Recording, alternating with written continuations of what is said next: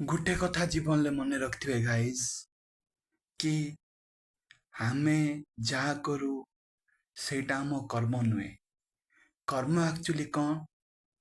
ଆମେ ଯୋଉ କର୍ମ କରୁଛେ ସେଇ କର୍ମ ଯଦି ସଠିକ୍ ଉପାୟରେ ହଉଛି, ସଠିକ୍ ୱେରେ ହଉଛି ବା ଉଚିତ ମାର୍ଗରେ ହଉଛି, ସେଇ କର୍ମ ହିଁ ଆମର ପ୍ରକୃତ କର୍ମ, ଯୋଉଟା କି ଉପରବାଲା ସବୁ ଦେଖୁଛି।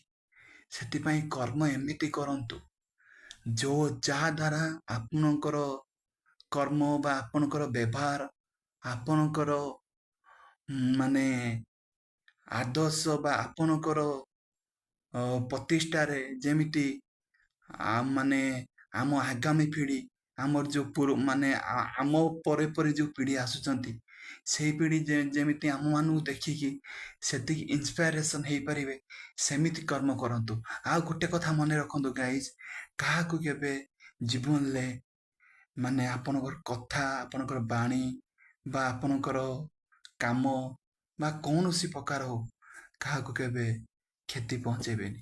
କାହିଁକିନା ଯଦି ଆପଣ ଜଣଙ୍କ ଆଖିରେ ଲୁହ ଦେଇଥିବେ, ଆପଣ ତା ପ୍ରତିବଦଳରେ 100 ଲୁହ ବୋହିବେ ଆଉ ଲାଇଫରେ ଏମିତି ହଇରାଣ ହେବେ, ମାନେ ସେଇ କଥାଟା କହିବା ମାନେ କଥା ବାହାରେ। ସେଥିପାଇଁ କାହାକୁ କଥା ହଉ କିମ୍ବା ବାଣୀ ହଉ ବା ଶବ୍ଦ ବା ଆମର କାର୍ଯ୍ୟ, ଯେକୌଣସି ୱେର କାହାକୁ ଆମେ ରୋକ ରଖିବା ଦରକାର ନାହିଁ। ସମସ୍ତିକି ସମାନ ୱେରେ ଦେଖିବା ଦରକାର, ସମସ୍ତିକି ସପୋର୍ଟ କରିବା ଦରକାର, ସବୁ ୱେଟାକୁ ଠିକ୍ ପରିମାର୍ଜିତ ଉପରେ ରଖିବା ଦରକାର। ହଁ, ଏମିତି ତ ଲାଇଫରେ ତ ଛୋଟ ମୋଟ ଭୁଲ ହେଇଯାଇପାରେ, ପୁଣି ସେଇ ଭୁଲରୁ କେମିତି ଆମେ ମାନେ ସେଇଟାର ଲେସନ୍ ଶିଖିବା, ସେଇ ୱେଟା ରଖିବା ଦରକାର। ଆଶା କରେ ମୋ କଥା ଆପଣମାନଙ୍କୁ ଭଲ ଲାଗିଥାଏ।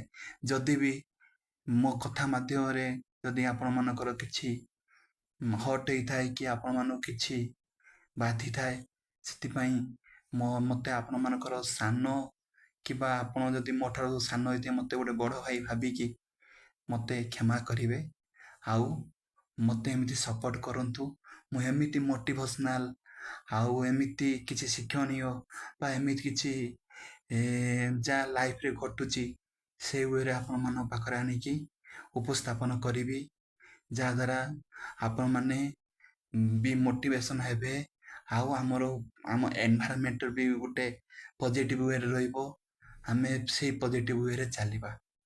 ତ ସେଥିପାଇଁ ମୋତେ ଲାଇକ୍, ସେୟାର, କମେଣ୍ଟ କରନ୍ତୁ। ଆମ ୟୁଟ୍ୟୁବ୍ ଚ୍ୟାନେଲକୁ ବି ସବସ୍କ୍ରାଇବ୍ କରନ୍ତୁ। ଆଉ ଯଦି ଆପଣମାନେ ଏଇ ଭିଡ଼ିଓକୁ ମୋ ଫେସବୁକ୍ ମାଧ୍ୟମରେ ଦେଖୁଛନ୍ତି, ଫେସବୁକ୍ ବି ମୋର ପ୍ରୋଫାଇଲ୍ ଆଉ ମୋ ପେଜକୁ ବି ମାନେ ଫଲୋ କରନ୍ତୁ। ଆଉ ଯଦି ଆପଣମାନେ ମୋ ଏଇ ଭିଡ଼ିଓକୁ ଇନଷ୍ଟାଗ୍ରାମ ମାଧ୍ୟମରେ ଦେଖୁଛନ୍ତି, ଇନଷ୍ଟାଗ୍ରାମରେ ମୋର ଏଇ ଭିଡ଼ିଓକୁ ଆପଣମାନେ ଫଲୋ କରନ୍ତୁ। ଆଉ ଇନଷ୍ଟାଗ୍ରାମରେ ଲାଇକ୍, ସେୟାର, କମେଣ୍ଟ ଦିଅନ୍ତୁ। ଫେସବୁକ୍ରେ ବି ମଧ୍ୟ ଲାଇକ୍, ସେୟାର, କମେଣ୍ଟ ଦିଅନ୍ତୁ। ଆଶା କରୁଛି ଆପଣମାନଙ୍କର ଏଇଭଳି ଛୋଟିଆ ଛୋଟିଆ ଭଲ ପାଇବା ମୋତେ ଆହୁରି ପ୍ରେରଣା ଯୋଗାଇବ, ମୋତେ ଭିତରୁ ମାନେ ମୋଟିଭେସନ୍ ବା ସପୋର୍ଟ ମିଳିବ କି ମୁଁ ଏଇଭଳିଆ ଆପଣମାନଙ୍କ ପାଖରେ ଛୋଟ ମୋଟ ମୋଟିଭେସନାଲ୍ ଷ୍ଟୋରି ଟେଲିଂ ଆପଣମାନଙ୍କ ପାଖରେ କରିବି। ହଉ ଗାଇସ୍, ରହିଲି। ଆପଣମାନଙ୍କ ଦିନଟି ଭଲରେ ରହୁ। ଏହା ହିଁ ମୁଁ ଜଗନ୍ନାଥ ମା ସମଲେଇଙ୍କ ପାଖରେ ପ୍ରାର୍ଥନା କରୁଛି। ଜୟ ଜଗନ୍ନାଥ, ଜୟ ମା ସମଲେଇ।